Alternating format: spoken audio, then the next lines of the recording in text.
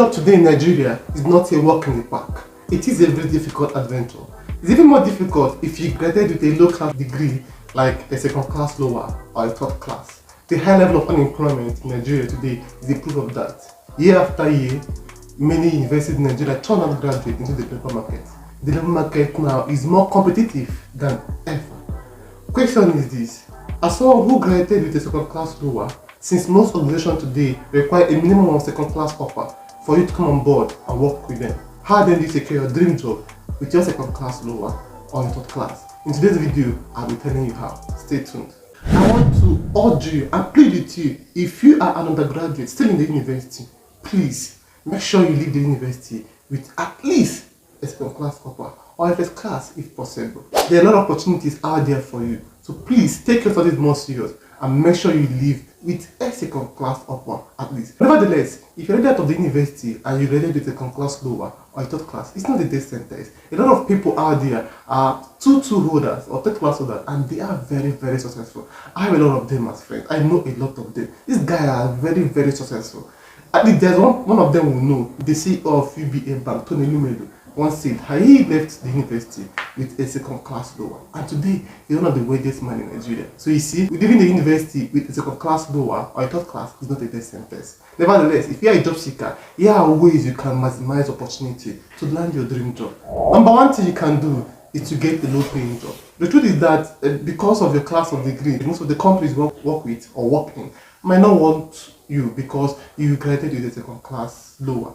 Their minimum requirement might be upper second class. So what you can do is this: get the other job somewhere else, probably a low paying job, to build your experience, to grow and build experience. The truth is that when you have a lot of experience, your chances of getting your dream job is high. In most cases, most companies look at your number of experience despite the class of degree you have. So when you have a lot of experience, they say 3 years, 2 years, 1 year experience, it goes a long way in landing your dream job as compared to someone who has a second class upper or first class but with zero experience. And the truth is that they just left the university with a second class lower, and then you are looking for a job of 500k, 600k.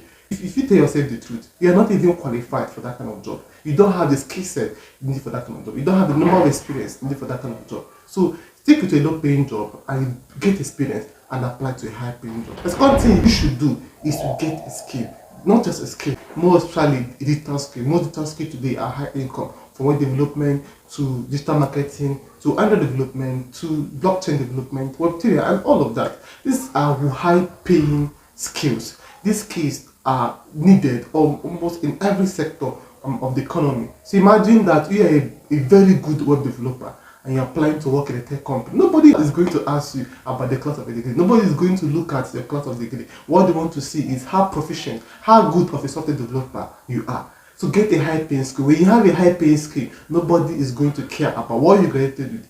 They only care about if you can deliver.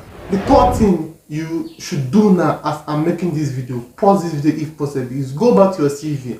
That place you wrote the school you went to and the course you studied. That place you put second class lower, please remove it. Just put second class, or do not put the class of degree you graduated with. The thing is this: most recruiters, when they see second class lower, they start seeing you as a low brand, as a dollar. They won't even invite you for an interview. Meanwhile, you're a very smart person. That I know, that I'm sure of. But then they are not even giving you the opportunity to explain yourself, to prove to them that you are the right candidate they should hire because of the bias. Class law. So go back to your CV, remove it. Removing it and keeping it blank is not a way that you are not lying. So it's not a need no at the moment unless you are being asked. So just like I said in my previous video, remove your date of birth, remove your ethnicity, remove your state of origin, also remove your class of degree if you graduated with a second class lower. But if you graduated with first class or a second class upper, leave it. It's a way of selling yourself.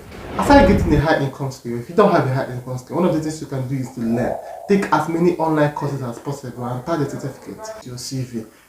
Take as many online courses that is relevant to the career path you want to pursue as much as you can. Learn. So when the recruiters see that, okay, this guy, he left with a 2-1, but he has been engaged in a lot of learning, he will give you the benefit of that and invite you for an interview. Also, most recruiters will say those who have only first class or second class upper should apply. Do not hold back from applying. Apply. See apply, see submit your CV. Most times, most of these recruiters want to know what gave you the goal to apply, even though the minimum requirement say they for second class. And when they invite you for an interview, you say yourself and prove yourself. I know a lot of people who have that story. When a job vacancy, you say you do minimum of second class low, and they have third class, but they know they have content in them. They apply, they stay, and they got the job. So do not shy away from applying because the preference said it's second class upper only. No, apply even they have a third class. But then before then, make sure that you have content, you have high paying skill, you have something upstairs. And when you attend the interview, you say yourself, you are your interviewer.